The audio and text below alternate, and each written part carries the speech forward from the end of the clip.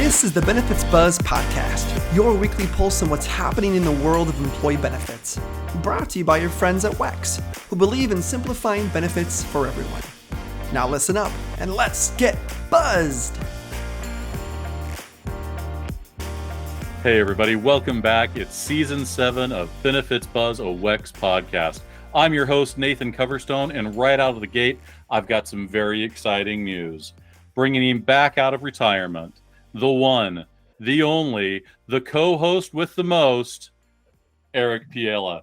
Eric? Hey, it's great to be back, Nathan. This is fun.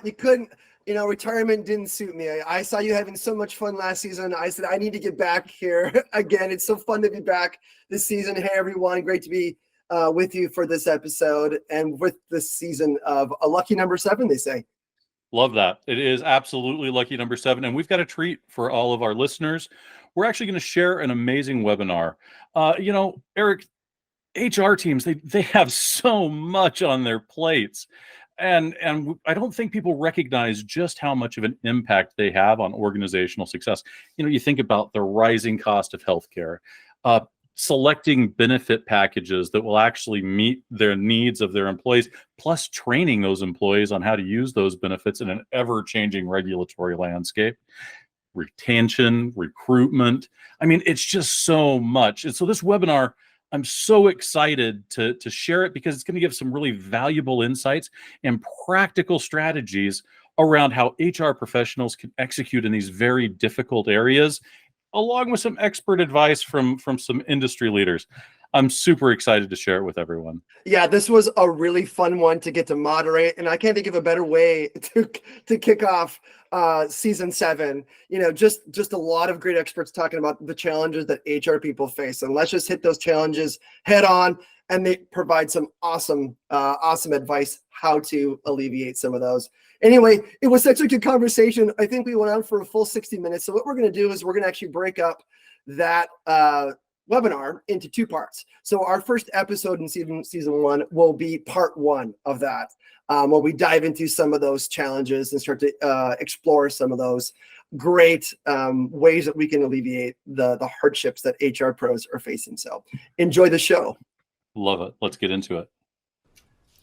Hey everyone, welcome. Thank you so much for joining us for the top benefits challenges HR teams face today and the strategies to overcome them. WEX is excited to partner with EBN to bring you this fantastic webinar. We are super pumped on behalf of the panel who I'm about to introduce that you've joined us today and to have an exciting conversation around these top challenges, but more importantly, how do we overcome them?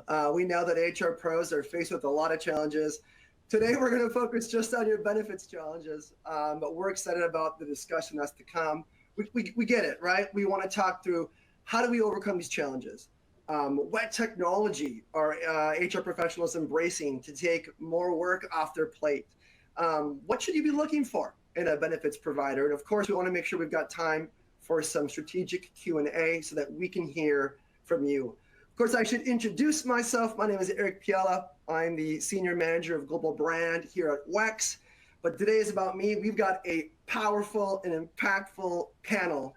It's a lot of alliteration there on today's webinar. I want to make sure and introduce them today. So there they are. All their faces are showing up. Their beautiful faces are showing up. We'll start. I want to introduce the panel here. The first individual I want to introduce is Barb Yearout. Barb is a Senior Vice President at WEX.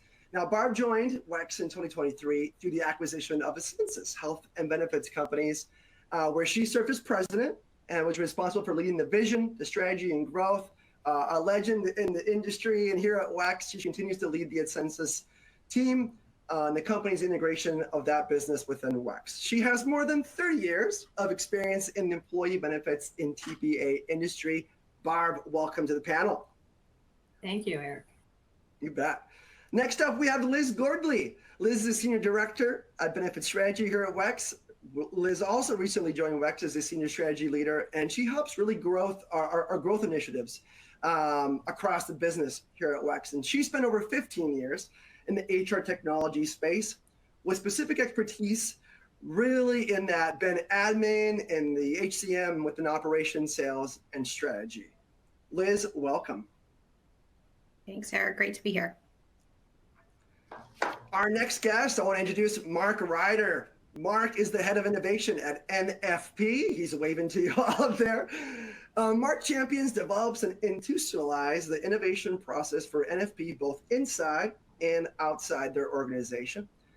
He has served in the employee benefits industry for over 28 years and is the author of multiple articles, white papers, and speaks regularly at industry events and conference panels. So he is accustomed to be on these panels, and we can't wait to hear from him.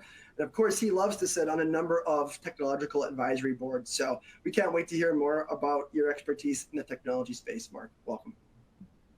Thanks. Last but not least, Michelle Jakowski, SVP of National EV Technology Strategy Leader at Hub International. Michelle, you've got 30 years of experience as well in the benefits and benefits technology experience. You oversee Hub International's workforce technology practice, and you spearhead the internal strategic initiatives related to the benefits delivery. Welcome, all of you. Thank you. Thanks for having me. Over 100 years of experience never looked so good. There's nothing. I challenge everyone who is on the webinar today to stump these fantastic panelists. They've got tons of tenure, tons of experience, and are constantly evolving and changing as our industry changes. And I can't wait to that. And with that, I want to quickly talk to the agenda. We're going to make sure we dive into those challenges. So we're going to hear what are some of the things that are really preventing HR teams from really hitting their stride. And more importantly, though, how do we remove those barriers, right? How do we employ some strategies that you can actually implement today? So some really actionable takeaways to hit those challenges head on. We do want to hear your questions. We want to hear what your challenges are. So you should see there is a Q&A section that we'll have at the end of our webinar. But as you think of those questions, you should see that feature. Jot your questions down, and we'll try and get them incorporated within our session. So please, as you hear something that you want more information about, something piques your interest, make sure and you get those questions answered, and we will tackle them at the end of the call. Well, I would be remiss if I didn't talk a little bit about WEX and why are we so passionate about benefits. WEX is dedicated to simplifying benefits for everyone. Employers for decades have turned to us for full benefits administration, where employees enroll, they use, and they manage their benefits all in one beautiful place. So whether that's spending and saving account administration, whether that's COBRA, whether that's billing and payment solutions, compliance services like ACA administration, independent eligibility audits, everything under the umbrella. At the end of the day, we want to make benefits easy to understand so that they're easy to use and manage. And it's that passion why webinars like this are so important, so that we can help bring that to you today. So with that, I said we really want to understand what challenges you are facing. And so we want to kick off this webinar. Now that we know each other a little bit, we want to hear what those challenges are. So we have a poll. So you should now see a poll that have just popped up, and we want to understand, what are the challenges that are facing you? Now, we've heard a couple of them, right? The nice thing about our panelists is they're hearing about these challenges every single day, and they're biting at the bit to talk to you about how to overcome them. We want to understand from your perspective, what are the ones that you're facing? Now, maybe they're all of these, but if you can choose just one, what's your top challenge that you feel you're facing today? So I'm going to pause. We'll have that poll go live and take just a moment to choose from that, whether it's attract and retain talent, whether it's employee communication and engagement, technology and integrations, cost containment, or employee health and wealth.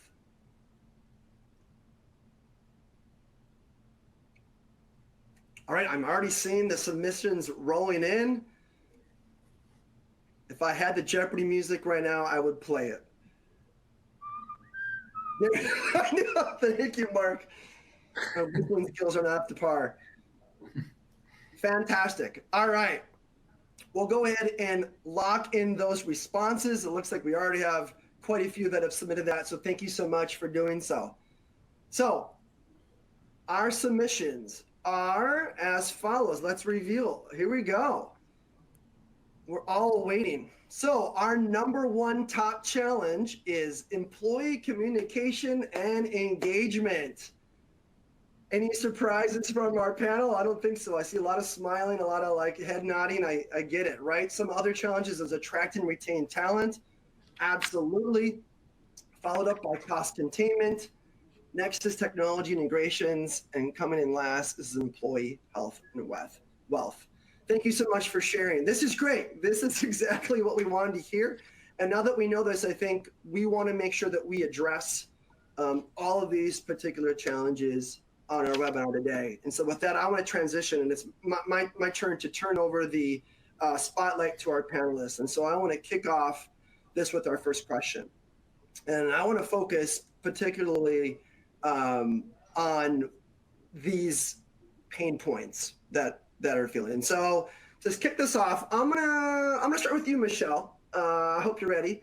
So based on what I'm seeing here, what are some of the most prevalent challenges HR teams are currently facing when it comes to healthcare and benefits packages? So I was thinking about this question, and as in the Northeast, we are finally moving into spring, and I was thinking about golf season and thinking about how a golfer might relate to HR, or HR might relate to the sport of golf. And I think, HR faces a lot of challenges. And if I could make an analogy, I was thinking that, HR is a little bit like the caddy that no one ever listens to, right? You give them a club and process. Now, I'm not going to use that, but today they're in a little bit of a better position where the caddy is actually being listened to. I think there are a lot of trends that are very obvious, and some of those are all around the untenable medical trends around medical costs, pharmacy costs, and medical procedures. But I still think there's a big issue around technology. I think that employers today are faced with tech stacks that may not integrate very well. They may still have old technology, but to further complicate that, they're always being shown the shiny thing. So it's really hard. Here's a new technology that is going to solve all of your problems. And I think they're inundated with, outreaches from vendors promising solutions, or what I would call, a magical experience in the benefit enrollment world. But they don't have the time to do it all, right? Their priorities are constantly changing, and they still need to, work to manage the process. So I think it's not only the benefit cost, but it's the technology that's associated with delivering that. And I think, the fact that the poll communications was the top thing, I think that's all related, to the delivery via the technology and a benefits administration platform. That's great. Thank you, Michelle. This is really important. I'm really glad that you brought that up. I think one of the things that we like to do at WEX is we always want to keep our ear to the road, right, and understand what's happening. And one of the beautiful ways to do that is make sure that we stay really close to our broker and consultant network and understand the things that you're hearing. And some of the responses we've got, we did a recent survey, and 76% of employees say employers are responsible for financial wellness. Right? Yeah, benefits packages are more expensive than ever, and budgets feel like they're tighter than ever before. So there's a lot of pressure on HR teams.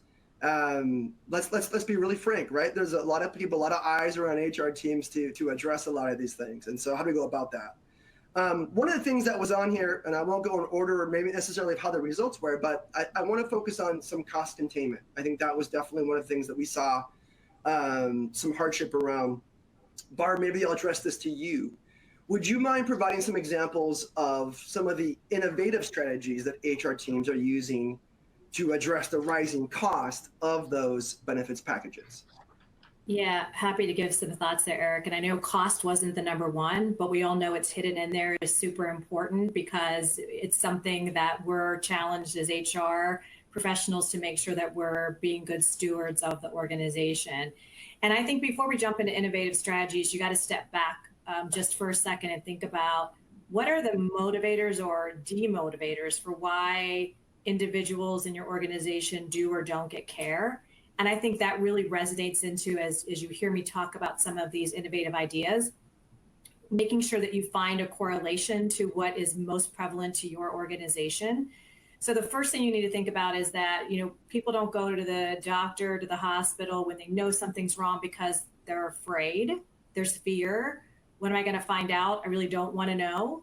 I think there's also that financial, which kind of really is correlated with the fear, meaning that I'm afraid what's going to cost me. I don't know how I'm going to pay for this.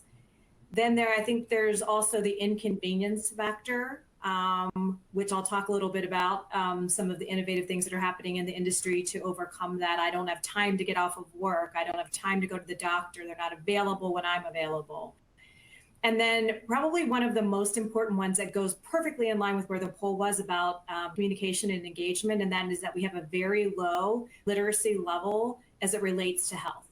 And so even if I'm trying to do great communications and engagements, I got to think about where my starting point for literacy and that is. And for many of us who've been in this business for 30 years, 20 years, we live and we breathe and we think this all the time, but not everybody around us does. So when I think about innovative ideas, I think about it in 4 key categories to think about. Some of this not new, some of just new trends.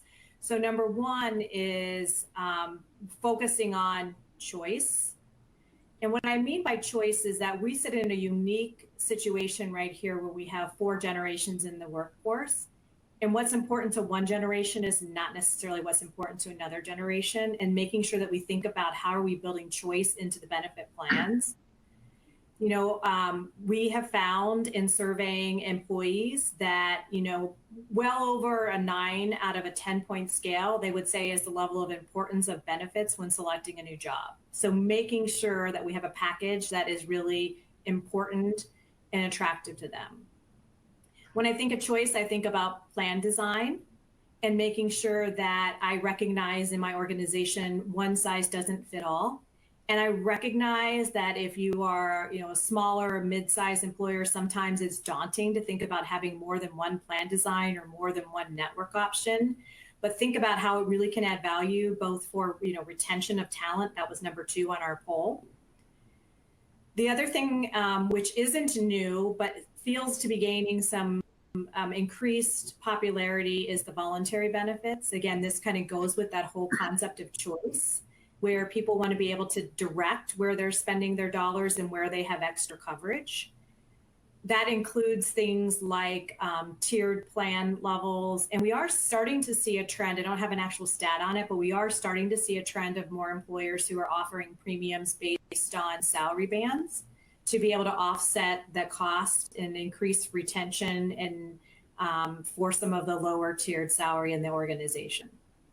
Probably the most unique trend that we're seeing is the adoption of lifestyle accounts. So if you haven't heard of a lifestyle account, this is the true choice where an employer seeds dollars into an account to be used for a predefined set of services.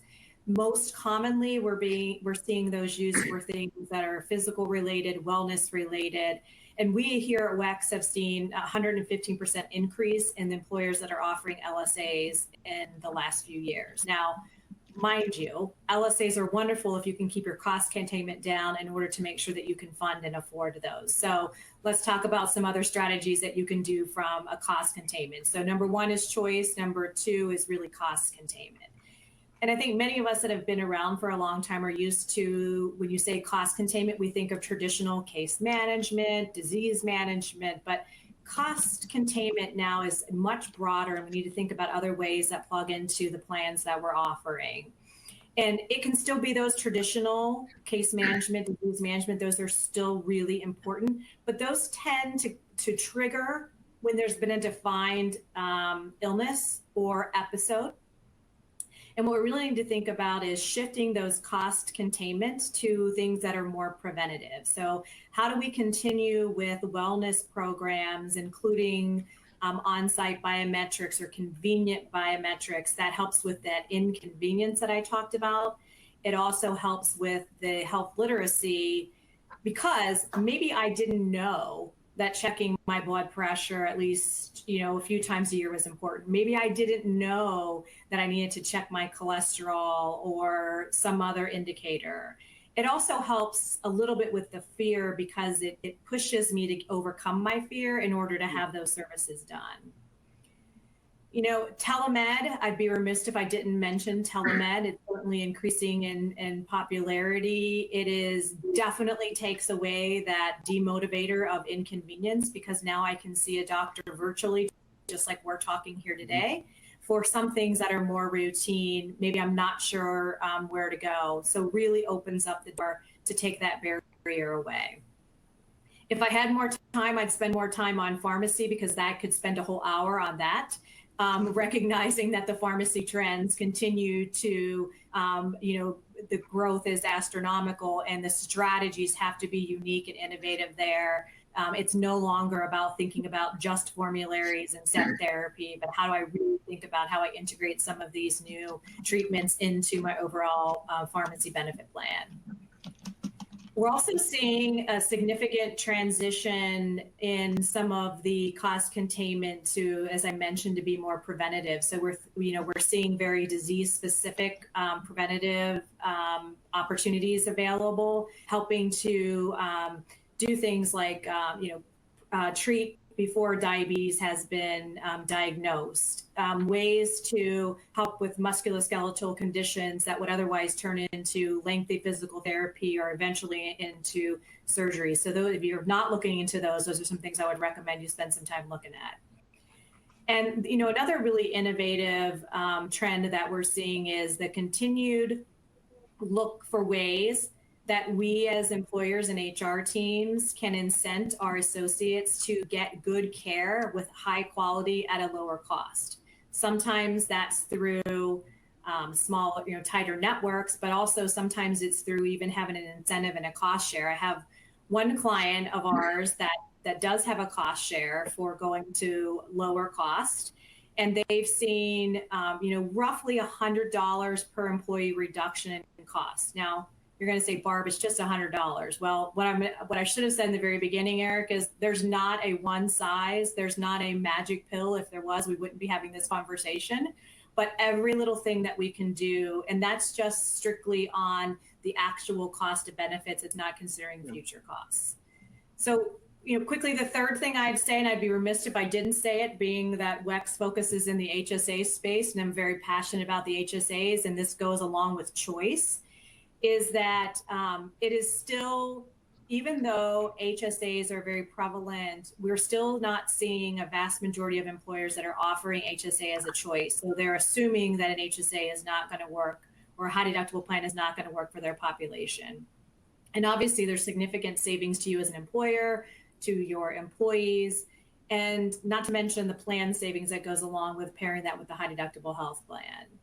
What we're seeing in the HSA space is when an employer seeds the account, even as low as $50, it has a significant change in my desire as an employee to want to contribute, which ultimately helps to that financial wellness. Eric, you mentioned the 76%. So, recognizing that our employees think we're responsible as an employer to help with we need to do that. And then the last that I'll mention is, going back to some of the real basics, which is if I want to be able to afford more things like LSAs, I got to figure out how to do that. An easy way to do that is make sure everyone on your plan is truly enrolled and eligible for your plan. I just finished an audit with the team on an employer, 3,000 lives, shocking, 13% over 900 people really were not eligible dependents. Saves that plan $3 million on premium only, not to mention the future costs. So if you want to get creative, unfortunately, you got to do some of the hard work too to make sure you can afford the creative. So I hope that was helpful, Eric. Yeah, helpful. Yeah, that was, I hope people were jotting meticulous notes there. Lots of great examples on cost saving. Thank you so much, Barb. That's great. Thanks for being so thorough. One of the other things that I wanted to cover in this was I think it was the number one, was around, HR teams effectively communicating and educating employees on their benefits, right? Like, how do we get them to understand and utilize these things? Liz, I'm going to toss that one to you, but I also want to say, and this is for everyone on the panel when you get a chance, was there any other challenges that you didn't see? Maybe, we chose what we thought our top 5 were, is there anything else that you're seeing in addition to, the question I'm throwing you as well? Because again, you see these challenges and you hear them every day. I want to make sure to give you an appropriate time to respond to that as well. Liz, I'll toss that double-barreled question to you. Yeah, thanks, Eric.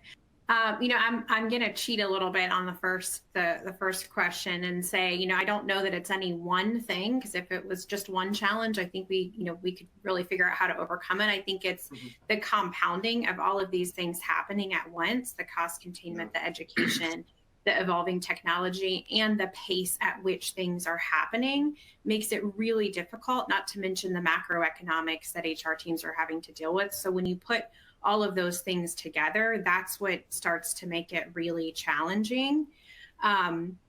If we think specifically for employee communication and education, that's certainly evolved quickly over time. If you think back 5-10 years ago, you'd have an all company-wide benefits meeting, you'd put up benefit flyers in the lunchroom and call it a day. But our world looks a little bit different when we're all remote. So there's a lot of strategies. I'm going to focus on 3, and they're kind of centered around how to leverage technology to really complement and augment some of the work that HR teams are having to do today that just start to inundate them. So the first one, and I love, Barb, how you talked about choice.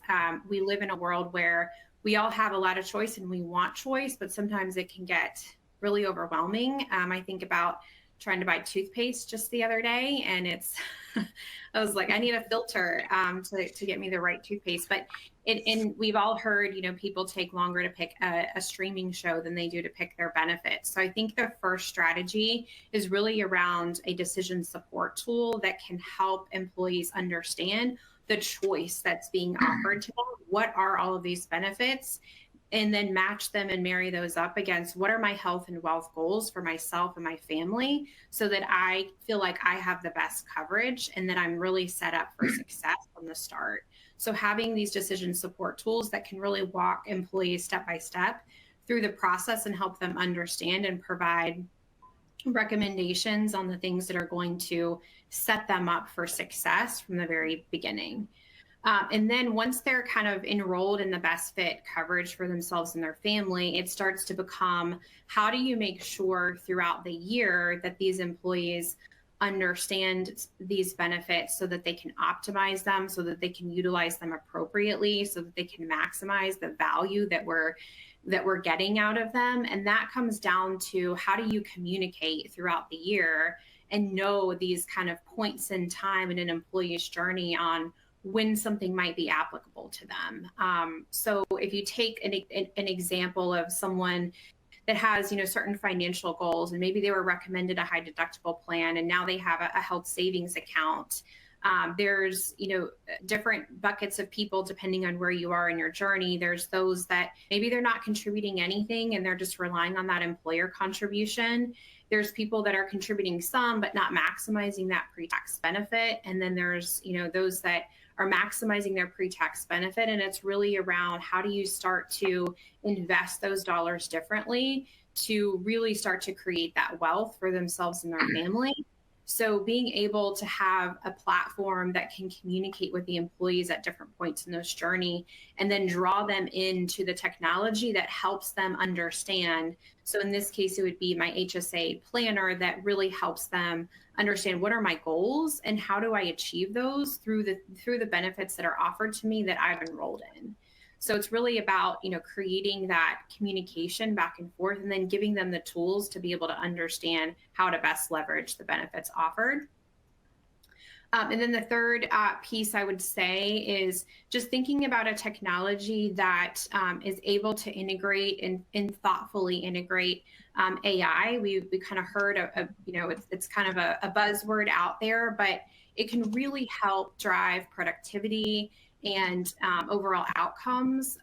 And so thinking about, how do you, again, use this tool to augment some of the things that HR teams are having to answer today.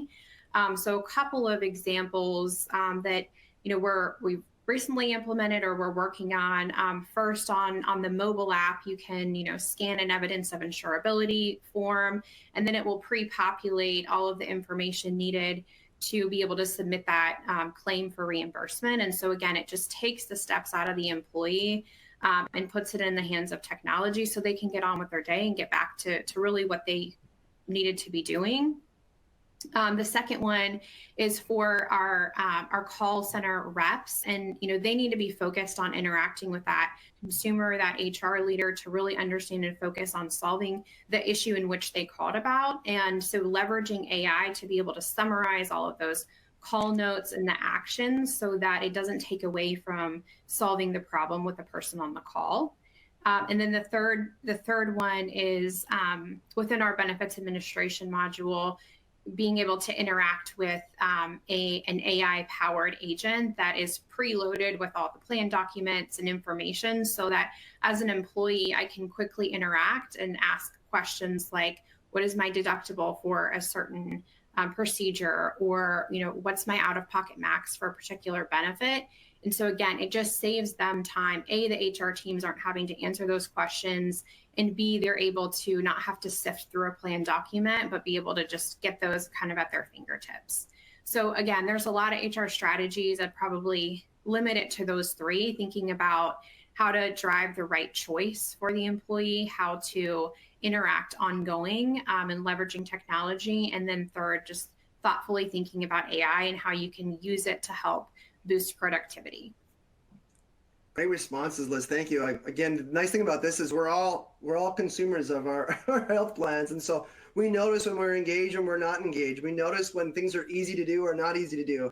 And again, part of HR employers' job is to really be focused on that. And you provided some really great suggestions, so I appreciate that. Wow, that was impactful. I have learned more every time I hear these webinars.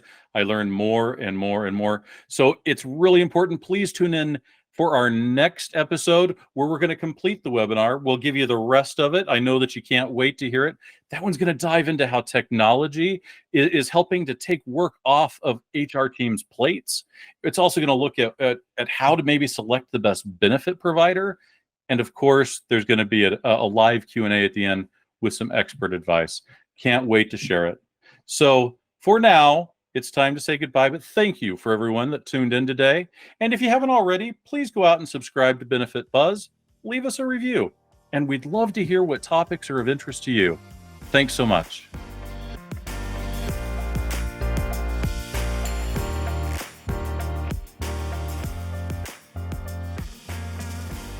WEX is in the business of simplifying benefits for everyone. Now, although we certainly hope our podcast sparks some aha moments, like that was pretty cool, but of course we cannot provide legal, investment, or financial advice. And, well, therefore, nothing shared in this podcast should be interpreted as such. We encourage you to seek out appropriate professional advice regarding your plans. Hey, congratulations! You made it through our disclaimer. Thanks for listening.